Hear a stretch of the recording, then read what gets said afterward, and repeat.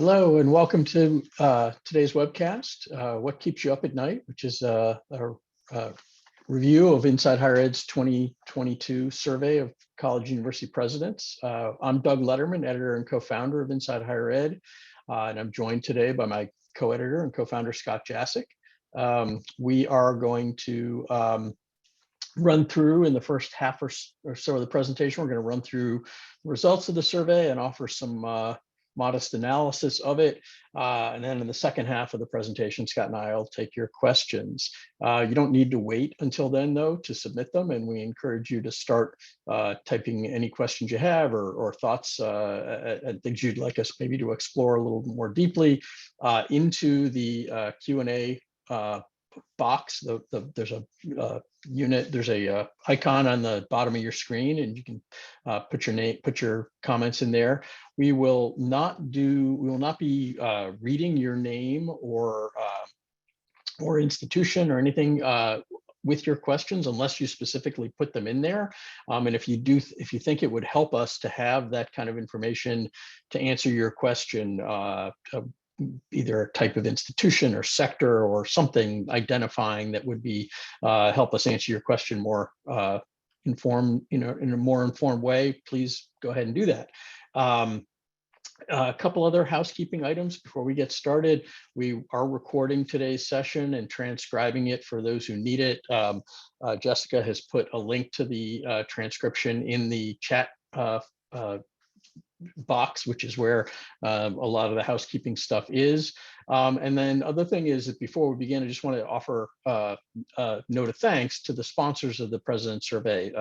They make both the survey itself and our report on it and the webcast that we're doing today possible. So we thank them for that. The sponsors are D2L, EY Parthenon, Qualtrics, Timely MD, Wiley University Services, and the Honor Society of Phi Kappa Phi. So again, thanks to all of them for their support. As we sort of start to move in, just a couple more precursor notes. This is just some identifying information about the survey and the methodology. This is one of several surveys that we do each year of campus administrators, including provosts and business officers and admissions officers. And the goal is for us to try and inject into the higher education ecosystem some sense of how leaders elsewhere are thinking about a lot of the issues that are facing all of you in your daily work. And the hope is that by giving you a sense of how your colleagues are thinking about these things, and how the leaders of the institutions you work at are thinking about them, can help guide your own work, maybe make you feel a little less alone in your own sense of opportunities and challenges. And we hope these are helpful. Pretty straightforward information here. A decent mix of different types of institutions.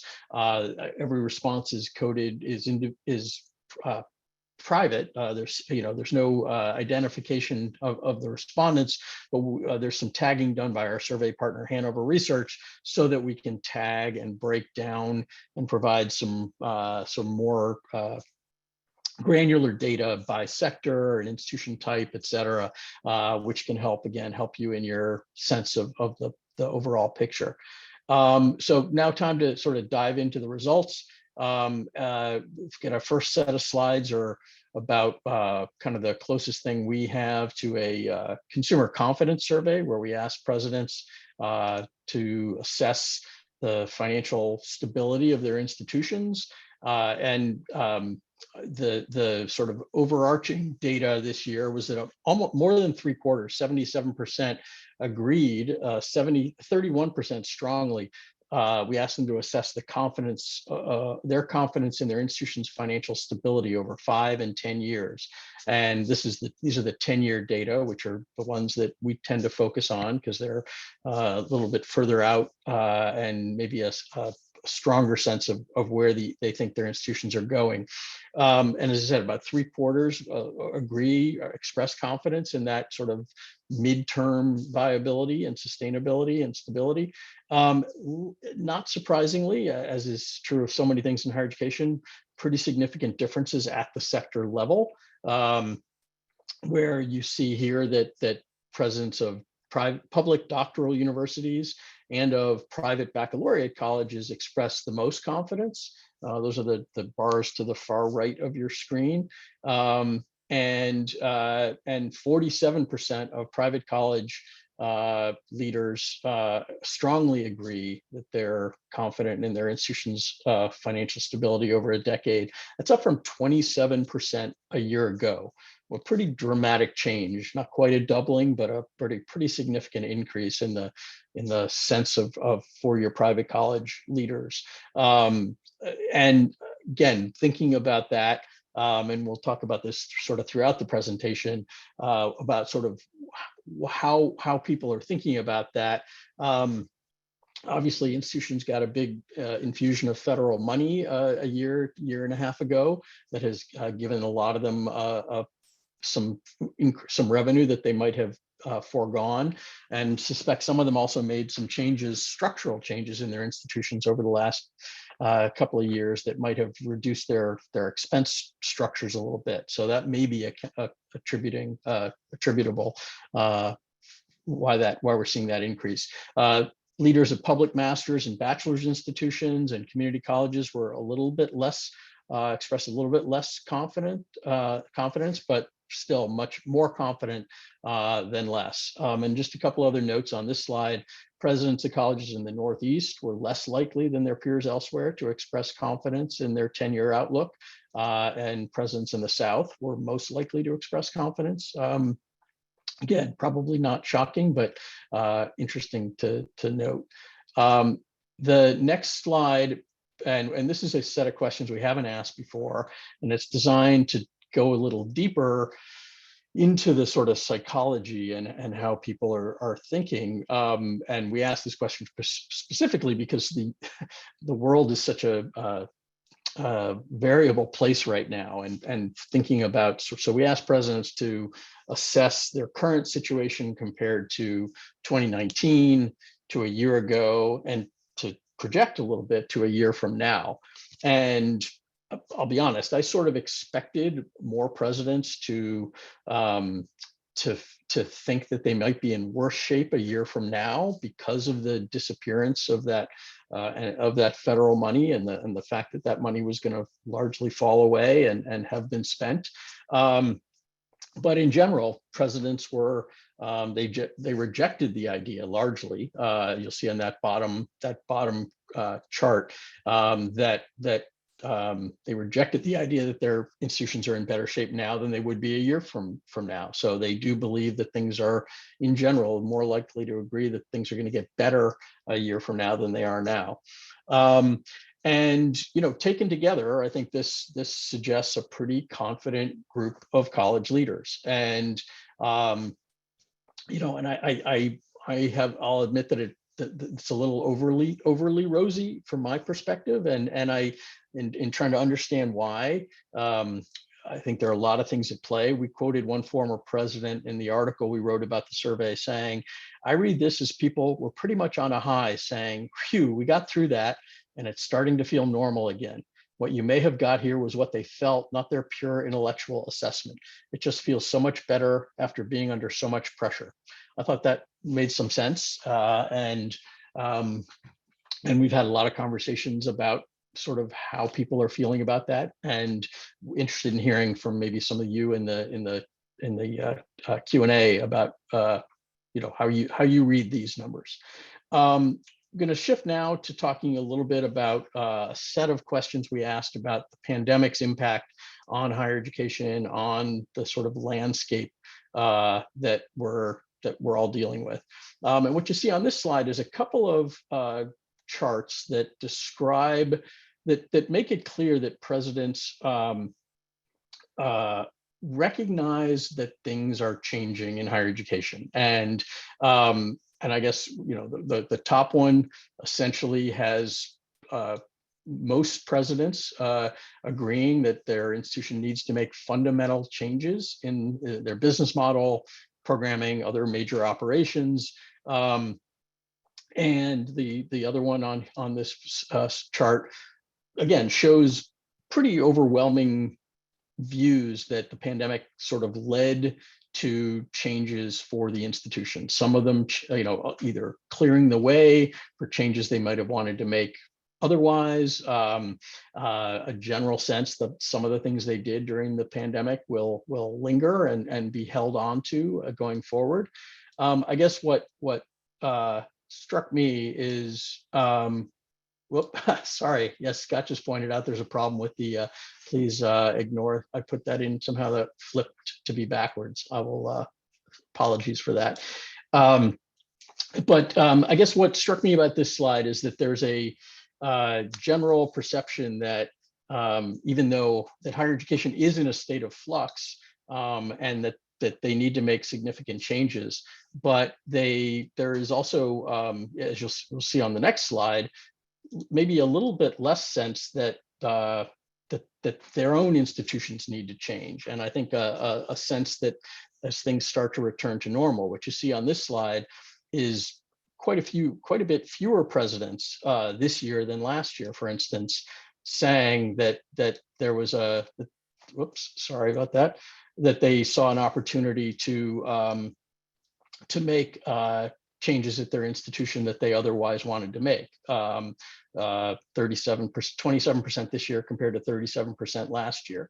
And similarly, also quite a bit fewer presidents saying that they were going to hold on to some of the changes they'd made after the pandemic. And so I think there is a sort of a sense, and what was interesting particularly is that the presidents most likely to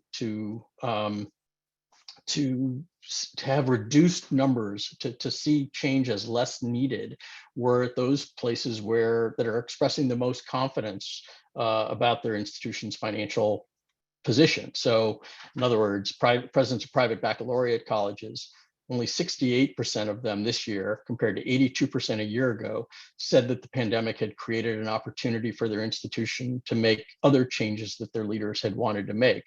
And presidents of those institutions and of the public doctoral universities that are also sort of expressed the most confidence were 10 percentage points this year less likely to say that their institution needs to make fundamental changes in their business model. So what that suggests to me is that as the financial conditions improve, or at least the perceptions of the financial conditions improve, presidents are less likely to feel the need and the compulsion to make significant changes. And I think that's pretty natural human condition. But I think it'll be interesting to see whether that, again, it depends sort of to some extent whether presidents are thinking, are responding with their hearts or with their heads. And I think there's a little bit of a mix here, and some of both probably. So going to shift now. This continues to be sort of about some of the changes we've seen during the pandemic. But these are a set of questions we asked presidents to answer about sort of the national landscape and sort of overall changes in perceptions in the public and elsewhere. And what you see here is that I'd say somewhat mixed signals in certain ways. We have only about a third of presidents agreeing that the pandemic will cause a shift from more expensive to more affordable or less expensive colleges. That I think had been a trend that we had seen in place to some extent. And I'm not talking about the sort of, there's obviously continues to be enormous interest and growing applications and students trying to get to sort of the very top tier of colleges. But I think we had seen in sort of pre-pandemic parents and families asking harder questions about their tuition dollars and what they were spending. And presidents in general seem not to think that the pandemic has driven that further and made parents and students and families more likely than they were before to look at sort of affordability as a factor in choosing colleges. About half, as you see, of presidents say in here that They think it'll lead more students to choosing favoring virtual education than was true before. Somewhat more saying that than the flip side, and then also very few or more assets, and going from top to bottom, saying that they do believe that families will are less inclined to pay the same price for virtual learning as for in-person learning. General agreement that families are going to be somewhat less willing to pay top dollar and for virtual learning. A couple other, again, a few more slides on this sort of set of changes that we've seen presidents perceive because of the pandemic. This is a set of, we asked them for sort of some of the changes that they had made during the pandemic and whether they thought they would keep them, whether they thought they would remain in their long-term plans. And as you can see here, the top couple are again pretty unsurprising, even though presidents don't seem to think that more students and families are going to be looking for online options. More of them are the top answer here was that more of them say that they're going to keep the increasing online learning options that they had been offering during the pandemic, at least some of them. More opportunity for faculty and staff to work remotely, and intensified investment in mental health services, which again remains top of mind for a lot of presidents. And we'll come back to that in a minute with some slides about some questions about mental health specifically. A lot less interest and a lot less inclination to keep some of the kind of more significant changes that they had made, that some of them made during the pandemic, and that some of them we'd seen increasing in the years leading up to the pandemic. Not nearly as inclined to fewer than half or fewer saying that they were going to continue to offer, they were going to offer more certificates and other alternative credentials, to focus on to create more programs aimed at non-traditional, non-18 to 22-year-old undergraduate learners. Not nearly as much interest in sustaining the adaptations to the academic calendar that a lot of places made during the pandemic. Only about 4 in 10 saying that they were going to hold on to test optional policies or test blind policies. And then very few, barely 1 in 10, expecting to sort of use the pandemic to rethink how the institution's physical footprint lands. And so it's interesting to think about the connection between more flexibility for staff to work remotely and changes in the physical footprint. So I think that suggests that they're more inclined to rethink how they use their campus rather than to shrink it. Few more slides, and we're going to keep going through this. We can certainly come back to any of these that those of you that you'd like to in the Q&A. So I want to sort of breeze through it so we have plenty of time for your questions, because they're coming in nicely. Please continue to submit them. This slide essentially asks presidents to rate the quality of their the different types of learning, the different modes of learning on their campuses this fall. And as you can see here, much more confidence, essentially 100% confidence in the quality of presidents in their in-person courses. 100% of presidents either think they're either good or excellent. Quite a bit fewer express that kind of confidence about their hybrid courses, and even fewer, just 1 in 5 essentially, compared to 73% who say that about their in-person learning, believe that their online courses are excellent. And to me, that's just suggests that presidents have their own perceptions about online education. It's interesting to me. I think the general sense was that online education or the sort of emergency remote education that most colleges offered at the start of the pandemic was pretty crappy all around, and a lot of places acknowledged that. And there was a sense that as the pandemic continued, many institutions invested significantly in support, and that was going to make the online offerings better. I think quality is a really interesting phrase. We obviously didn't define it in this survey, and we left this in the eye of the beholder to some extent. The thing that always strikes me as interesting about conversations around quality in online education is compared to what? And I think, we don't have great tools for measuring quality in-person courses either. So I think there's a lot of perception involved, but again, I think this might be something we can revisit in the Q&A. And just a couple other things we asked about sort of online education. They're not on this slide, but we did ask presidents what proportion of courses are being delivered in the various formats this spring. And most of them, and sort of most of them said about 2/3.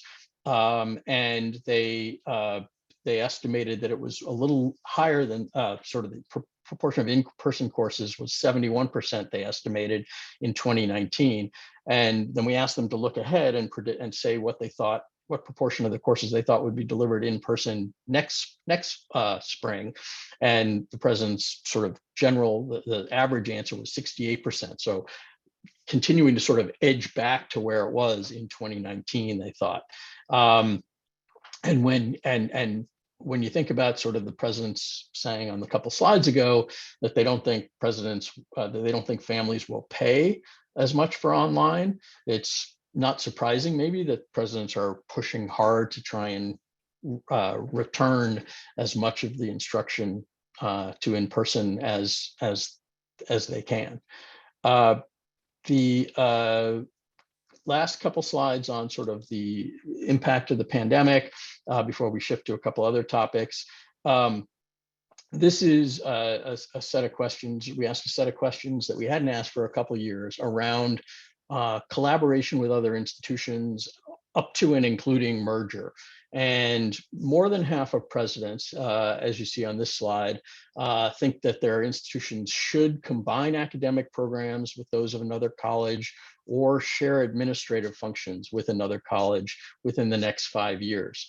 A couple other questions we asked, though, about 10% fewer presidents than that, in the low to mid 40s, said their institutions were likely to either share combine academic programs or share administrative functions, and only a quarter said that their institutions were actually having or had in the last year serious internal conversations about doing so. So a lot more presidents think they should do these things, collaborate and cooperate with other institutions on either administrative functions or academic programs, than seem to actually be doing so. And you can see by the bottom, on the bottom there, in general, only about 1 in 6, 1 in 7 presidents say their institutions had serious internal discussions about merging with another college. That was about twice as high, about 20% for private nonprofit colleges as for public ones. And it probably won't surprise anybody that presidents were about 2.5 times likelier to say their institution was going to acquire another institution in the next 5 years than to say it would be acquired by another institution. So that's, we want to shift. We got a few more slides to run through before we get to your questions. A set of questions we asked this year about mental health. And again, that remains top of mind for just about every president that comes through our office when we talk to them, and I'm sure for a lot of you, because it's a major worry. Presidents, what we tried to get at in this set of questions was sort of how aware presidents were of the mental health issues for different groups, and sort of how well positioned they felt to address the issues that these different groups had. And over many more presidents, more than 2/3, said that they were aware of the mental health needs of their undergraduate students, quite a bit more than of their employees overall, and of their students. You can see those percentages there. And about 2/3 said the institution had the capacity define, and we didn't define that particularly, but we were talking about things like counselors and availability of mental health services to meet the needs of undergraduates. Quite a bit fewer felt that way about faculty, staff, and graduate students. And presidents were much more likely to say that they 70% of those who expressed confidence in meeting the needs of people said that they had meaningfully increased the budgets on their campuses for mental health services, also for investing in telehealth and increasing the availability of counseling appointments. Scott, did you want to add something here? Yes. Hello, everybody. Actually, can you go back? Yep. Sorry. On the 2/3 agree that the institution has the capacity to meet needs of undergraduates. It's an interesting figure.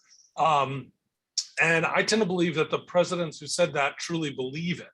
But as we've been writing about, many campuses have to have limits on what they're going to offer. If a college has a limit on the number of sessions available to students, and many do, they are not meeting the full needs of undergraduates. And so I just thought that was an interesting figure. Yeah, the conversations that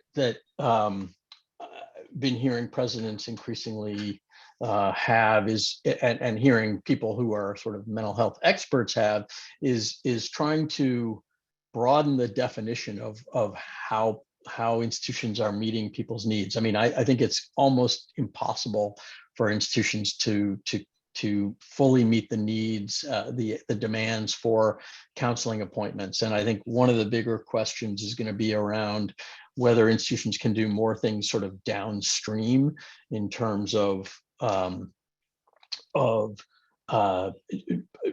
meeting, of trying to get to people's mental health needs before they get to a serious enough level that they require an appointment. And I think that's a culture change on a lot of campuses that I think places are just starting to really, a lot of places are just starting to really wrestle with. This is the probably the slide and the set of questions that most perplexes people in recent years. And this is when we asked presidents to assess the state of race relations on their campuses. After last year, for the first time in quite a few years, we actually saw a pretty significant decrease in the proportion of presidents agreeing that the state of race relations on their campuses were excellent or good. I think it had been in the 80s in 2020. And then last year it dropped down to 63%. This year it went back up to 73%. And that's particularly striking when you compare that figure to the other question we asked them, which is to assess the state of race relations nationally on college campuses, where much more, many more presidents saying that they are either fair or poor, particularly. And so, presidents much more inclined to judge their own situation favorably than the national picture.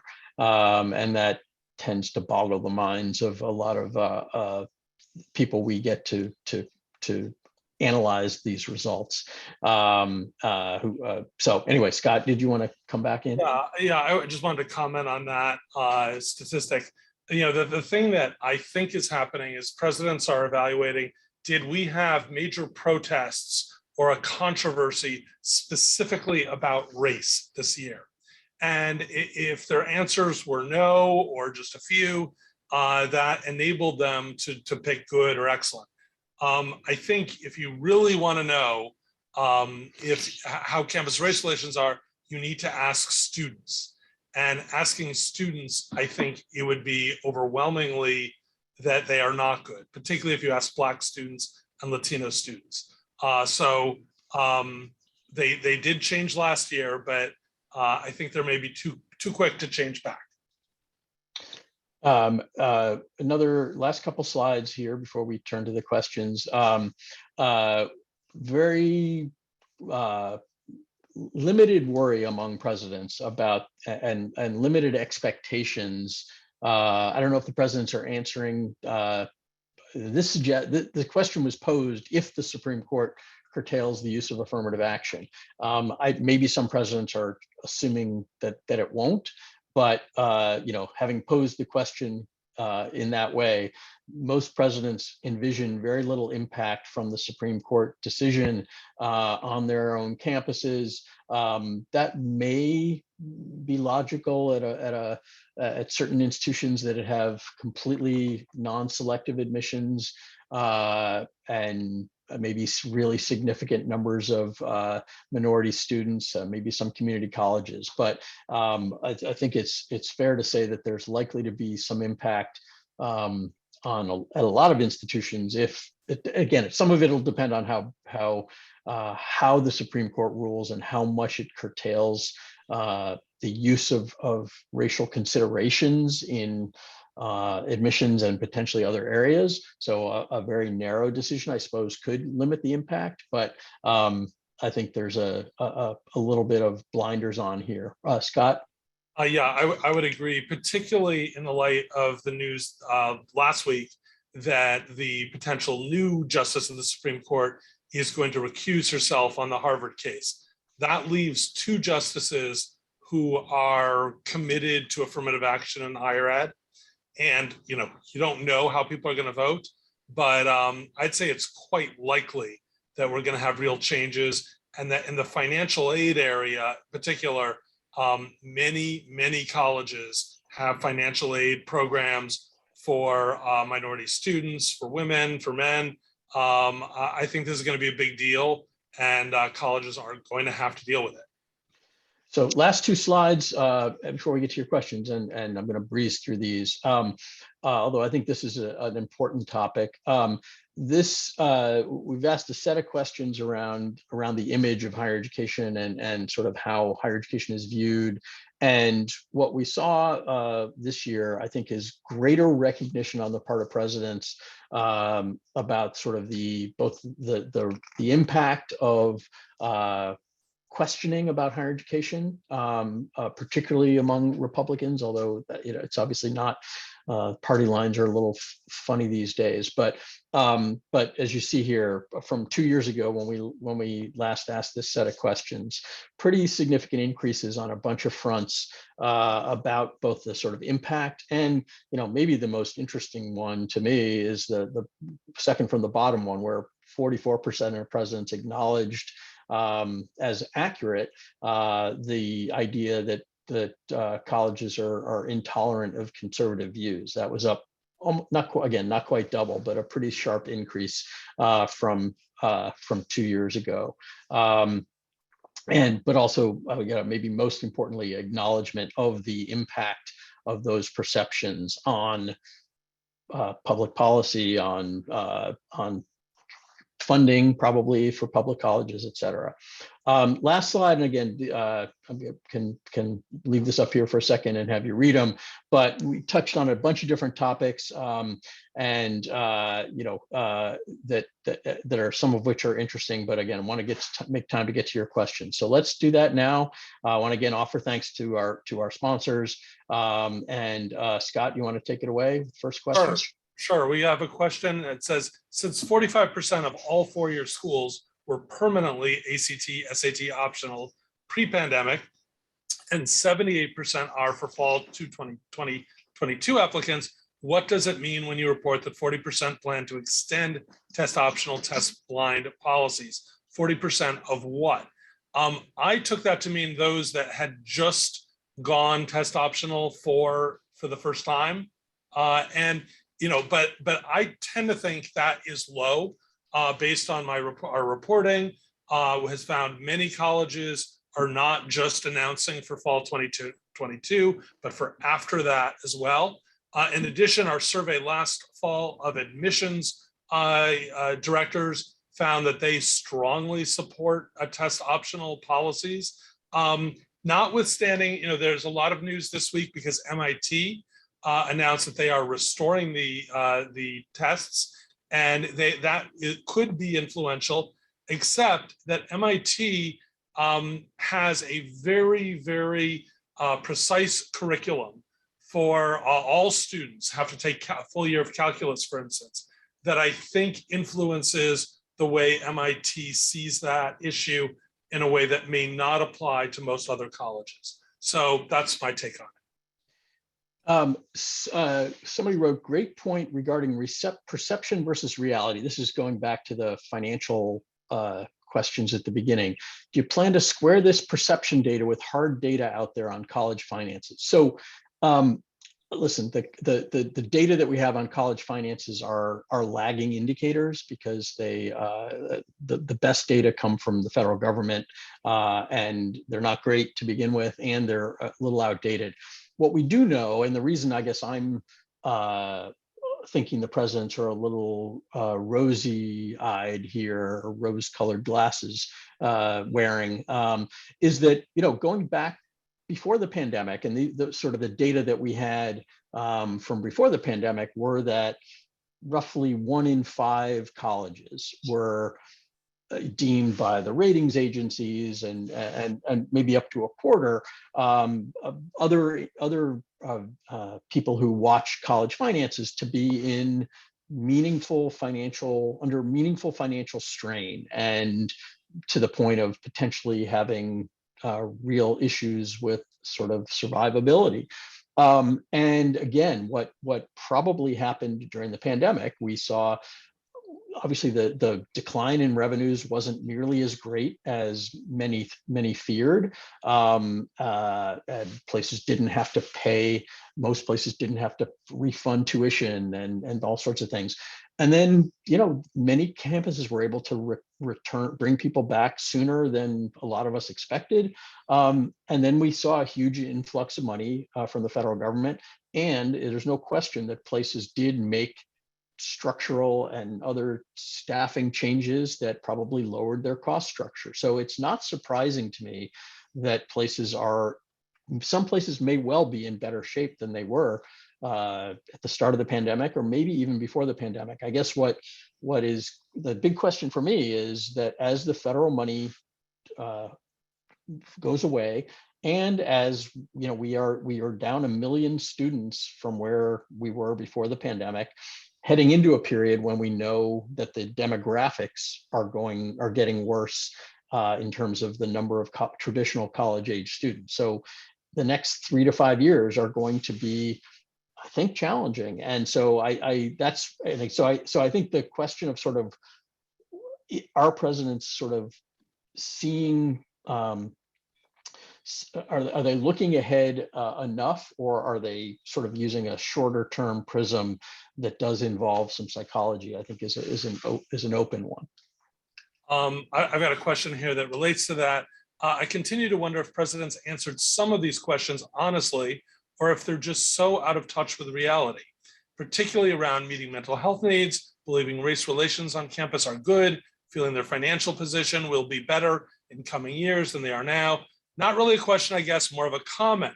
So it's an excellent comment, and I largely agree with it. The problem we have in analyzing data from presidents is that the pandemic truly had a have-not impact on higher education.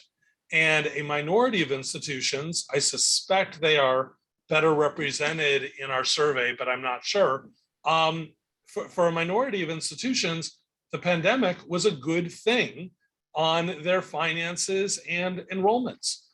You have endowments soaring, you have applications soaring.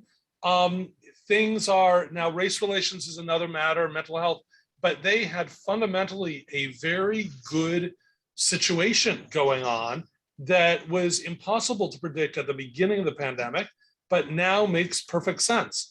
And I think that has a lot to do with it. But on race relations, for instance, as Doug noted, they've been answering that one the same way forever, and or largely the same way forever, and just not getting it, I think. And you know, I'm tempted next year we should ask them why, but the reality is, I think you're right that they are not that they are out of touch with the reality on some of these issues, and that's sad. Doug? So there's a lot of different directions we can go in. This is one that I find particularly interesting. This is somebody said, so over half of those surveyed, and I'm going to go to that slide, think presidents or half of those surveyed think we should be sharing academic programs and administrative functions interinstitutionally. Does that seem wildly high to anyone else? Given what little I know of these types of undertakings, these kinds of joint endeavors are pretty tricky to hammer out. Am I just behind the curve in this respect? Listen, I know you're not wrong to think that these can be hard to pull off, but I do think that we are increasingly in an era where very few institutions can afford to be islands unto themselves. And I think, again, unless I'm completely wrong about finances, I think we were pre-pandemic in an era of constrained resources. I think we are still in that, and I think we're going to continue to be in that. And so many institutions, if they want to do new things, which I think any healthy organization is continuing to look for new things to do, I think many institutions are going to have to find ways to rearrange where the money goes rather than benefit from huge infusions of new money. Now, listen, there are some very positive things out there. There are we have an administration right now that is supporting higher education and viewing higher education as important. We are seeing philanthropists make significant investments, et cetera, and fundraising continues to be up. But those are not endless resources. And so I do think that the figuring out, and it has always perplexed me, why it is so hard for institutions to collaborate across their borders. And I do think that there is wisdom in trying to find ways to share courses. So, and we've seen some good examples of that with places, consortiums right now that are sharing courses so that not everybody has to offer every very narrow program, and we can expand opportunities for students. And I do think that they're having every institution and every unit within an institution practically have its own technology and human resources and other functions. So I do think that more cross-institutional collaboration and cooperation is going to be part of the future. I think it's hard, and I think places are going to have to flex those muscles and get better at it. But I do think it's going to be increasing part of the future. Here's a suggestion for something we may want to add in the future, but I'll comment on it. What is the impact of eliminating the ACT, SAT test on employer confidence in graduates from a given institution? Does that aspect concern college deans, presidents? My guess is it doesn't, in part because the SAT and the ACT make no claims on whether a good score on the tests relates to how a student is well prepared to graduate. They do claim that it has an impact on first year grades, but that is not the same as graduation. And the other important thing to say is that most of the colleges have gone SAT, ACT optional, not test blind. And at an optional college, it may be that most students or a significant minority of students do submit scores. So I have not yet heard of this fear coming. Now, it also may relate some of the best colleges in the country. The entire Ivy League is currently test optional. And in that environment, I don't think many people will abandon those colleges when looking for employees. Doug? Yeah. A couple of factual questions people asked. Somebody noted that there were that the list of respondents, that there were no for-profit institutional presence surveyed. It's actually not true. They were asked, and of such a small number responded that we couldn't develop. There weren't enough respondents from for-profits to report them separately. So they were included in the group total, the overall total for all institutions, but there were no breakdowns for them. And somebody else asked about the overall breakdown of the respondents. And as you can see here, probably a reasonably representative mix of public versus private. I would like the response rate to be higher. I'll acknowledge that, and we've talked to our survey partner, and we're working on that. But these are solid enough to be sort of nationally representative of what's happening. So. Here's a question. We had the opportunity to interview a vice provost and a professor on diversity, and we touched on race relations on their campuses. Their perspective as faculty administrators is that as a country, we have made very little progress on representation within faculty and administration, which is more consistent with African American and Latino students feeling like things are worse for them. Oops, I just lost the question. Okay, one quote: "Why are we asking the same questions now about diversity in faculty as in 2013? My question is, do you ask these types of questions to university presidents? We haven't asked those types of questions. Perhaps we should. The thing I said about students on campus is just that there are pretty much uniformly surveys of Black and Latino students suggest that race relations are poor or fair, not excellent or good.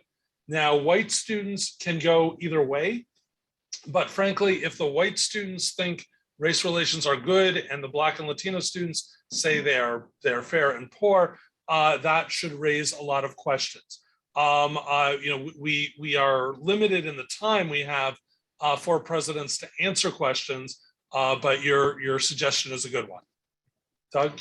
Yeah, so this is a kind of fascinating question to me. Somebody asked, of course, now I'm having trouble finding that one, about basically whether the faculty has been faculty training, have the overall virtual teaching skills of faculty reached the point where training in how to teach with technology is no longer necessary?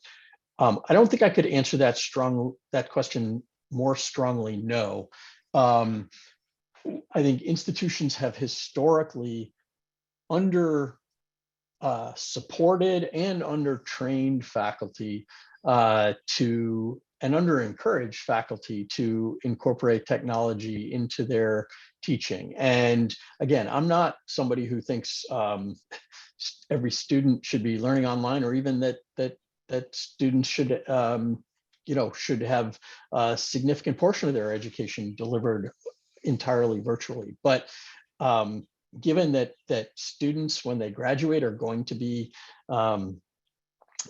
need to be technology citizens, and that they are already the students coming in today already are, I think it's sort of unfathomable that institutions weren't even pre-pandemic, and certainly aren't now or won't be going forward, incorporating up-to-date ways of reaching students that involve technology. And there are all sorts of reasons why this is so, and they can't do it effectively if the faculty, I think a lot of the reason we have seen faculty skepticism about online education and around technology is because institutions have put them in harm's way by making them do it without necessarily having been trained in it and shown how to do it well.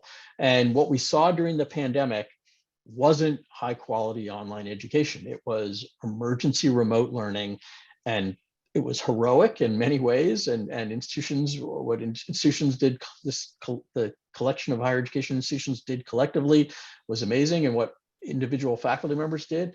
But to the extent, and we did see increases in training, and I do think we saw some change in the perception of it among faculty members.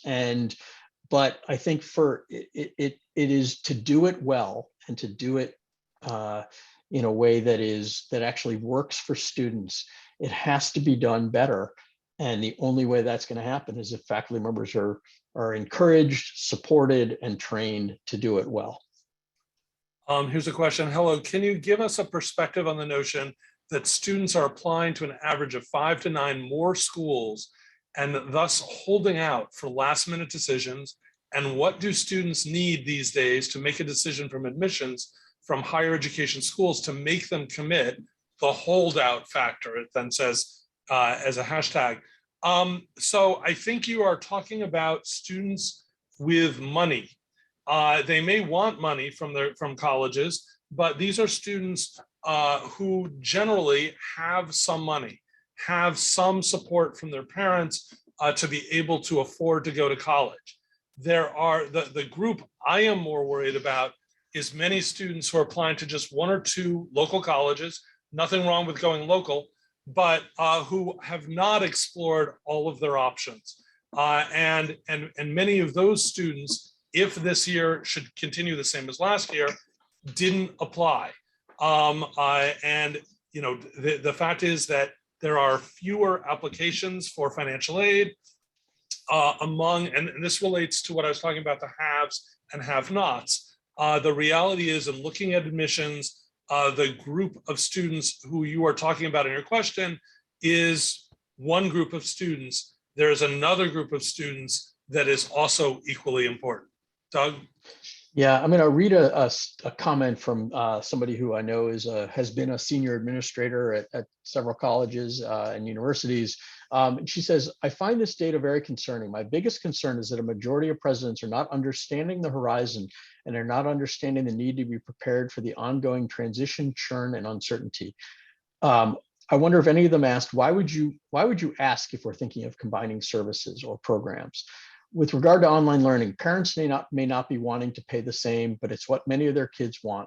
It's time to educate our culture why quality online learning is not only more student-focused, I'm doing it now, but more expensive than face-to-face learning, and to think about how to integrate it with a, quote, campus experience. I think that sums up, sort of for me pretty well, sort of, I think we are going to be in an era where more and more places are figuring out. Again, I don't think we're going to see significant increases in the proportion of students seeking to study fully online, but I do think student expectations, partly influenced by the pandemic, but also for flexibility, for convenience, and I think institutions are, especially as more institutions are going to be forced, I think, to look elsewhere than to traditional 18 to 22-year-old residential students to fill their classrooms and to keep their enrollments up,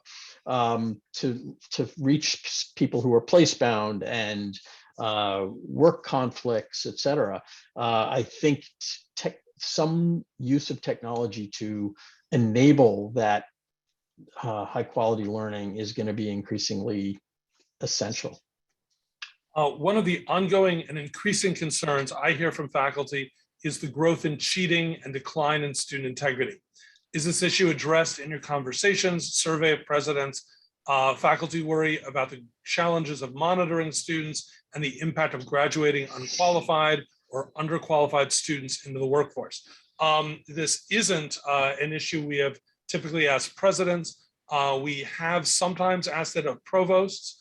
It'd probably be a best issue to ask the faculty. What you have heard is what I've heard, but that's not scientific. Many faculty members do fear that that academic integrity is in decline, but some argue that what that points to is a lack of education. That colleges need to teach about academic integrity if they expect academic integrity. And that seems funny to lots of people who think, well, of course they need to teach about academic integrity. But defining a plagiarism for a world where people are searching for sources online is trickier than they think. So that's my thoughts. Yeah, and the only thing I would add on that is just that I think there is no question, and it's, again, not in the survey, but we have addressed it in some articles we've written and some opinion pieces we published. There have absolutely been more reports of academic dishonesty. Certainly during the pandemic, there were a bunch of spikes at a bunch of institutions. And I think, and there are certainly technologies that make that easier, as well as technologies that are designed to combat it more. And we are ending up in sort of an arms race around teaching, around academic integrity that, and any of you who paid attention to drug testing and other things over the years know that those arms races usually are a losing battle for the people trying to guard against, to prohibit the activity. What a lot of the coverage we do of that issue suggests that the best way, in addition to the sort of talking about it in education that Scott was talking about, are changes in instruction and in assessment, and having professors remake the what they ask of students, not in any way that diminishes rigor, but that focuses less on standardized responses and other things that are sort of easiest to gain. And I think there's that's sort of I think a direction. And again, talking about going back to the faculty training and support issue, that's another area where sort of helping faculty members understand that there are different ways to really gauge whether students are mastering material, and sort of have evidence of student learning is one area where I think we're another area where I think, and it doesn't really have anything to do with technology, but another area where I think more faculty development around teaching and learning is important. We're just about out of time. I really appreciate all your questions. I want to thank all of you for taking the time, and again, want to offer thanks to the sponsors of the survey: Wiley University Services, Qualtrics, D2L, Timely MD, UI Parthenon, and Phi Kappa Phi for their support for this. Hope you all hope this was valuable to you, and we hope that please reach out to Scott and me if we can help. We have help about anything, and we hope you have a great rest of the day, and stay well.